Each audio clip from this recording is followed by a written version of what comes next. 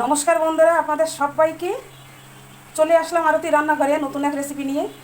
আমি আজকে বানাবো সাবুর পোলাও। কিভাবে তাড়াতাড়ি সাবুর পোলাও বানানো যায় এই উপোসের দিনে খাওয়ার জন্য। যে কোনো উপোসের দিনে আপনারা এই সাবুর পোলাওটা তৈরি করে খেতে পারেন। তা ছটপট তাড়াতাড়ি করে কিভাবে বানাই তার সঙ্গে থাকুন, দেখতে থাকুন। তা কী কী লাগছে দেখুন। এখানে আমি সাবু 3 ঘন্টা ভিজিয়ে রেখে দিয়েছিলাম, জলটা ঝারিয়ে রেখে দিয়েছি। আর লাগছে গাজর কুচি, লাগছে বিনস কুচিয়ে নিয়েছি, ক্যাপসিকাম কুচিয়ে নিয়েছি, এখানে অর্ধেকটা লেবু নিয়েছি, 4-5টা কাঁচা লঙ্কা চিড়ে নিয়েছি, আলু কুচিয়ে নিয়েছি। এটা আপনারা যে যেমন খাবেন সে সেরকম পরিমাণটা দিয়ে নেবেন, আমি পরিমাণটা আর বললাম না। এখানে নিয়েছি কিশমিশ, এখানে নিয়েছি চিলি বাদাম, এখানে নিয়েছি চিনি, এখানে একটু গোলমরিচের গুঁড়ো, এখানে একটু আদা গ্রেট করে নিয়েছি। তা কীভাবে বানাই তার সঙ্গে থাকুন। আমি আলুটা কেটে নেব। আমি সাদা তেল দিয়ে দিয়েছি কড়াইতে।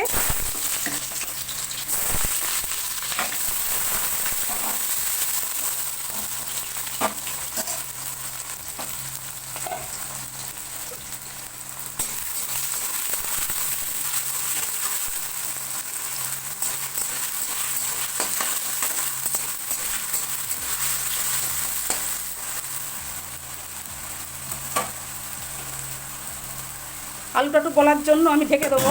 খুলে নিয়েছি। খুলে আমার আলুটা কিন্তু হাফ সিদ্ধ হয়ে গেছে। এবারে আমার এই সবজিগুলো ঝাল, গাজর কুচি, বিনস কুচি, ক্যাপসিকাম কুচি আমি সব কিন্তু একবারে দিয়ে দিলাম।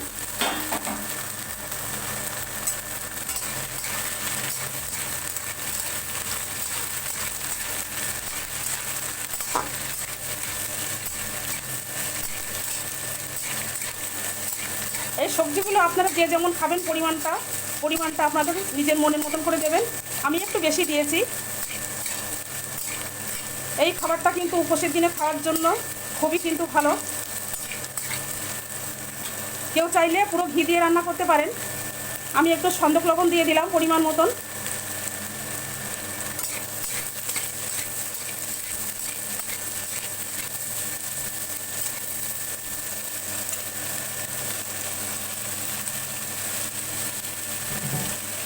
আমি ঢেকে দিলাম সেদ্ধ হওয়ার জন্য। ঢাকনাটা খুলে নেব। আমি কিন্তু ঢাকনাটা খুলে আমি আগেও দুবার নেড়ে দিয়েছি। আমি এখানে আদাটা দিয়ে দিয়েছি। আদাটা আপনাদের দেখানো হয়নি। আদাটা তেলের পরে দিতে হবে। আমি দিয়েছিলাম। আমার সবজিগুলো সিদ্ধ হয়ে গেছে।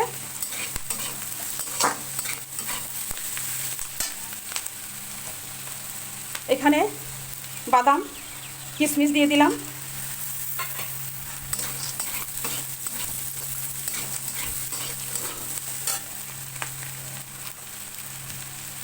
এখানে গোলমরিচের গুঁড়ো দিয়ে দিলাম, পরিমাণ মতন দিলাম।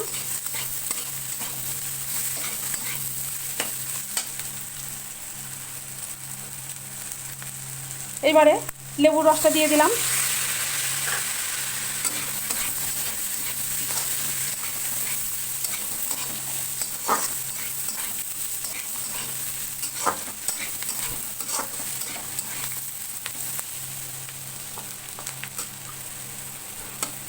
আমার সবজিগুলো সিদ্ধ হয়ে গেছে দেখুন।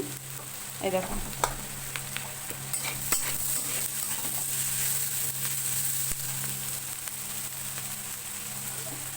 এবারে সাবুগুলো দিয়ে দিলাম।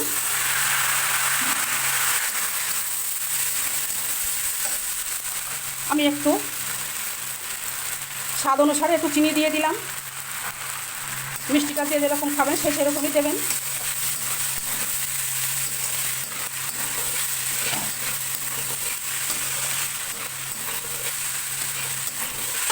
দেখুন আমার কিন্তু একদম রেডি হয়ে গেছে।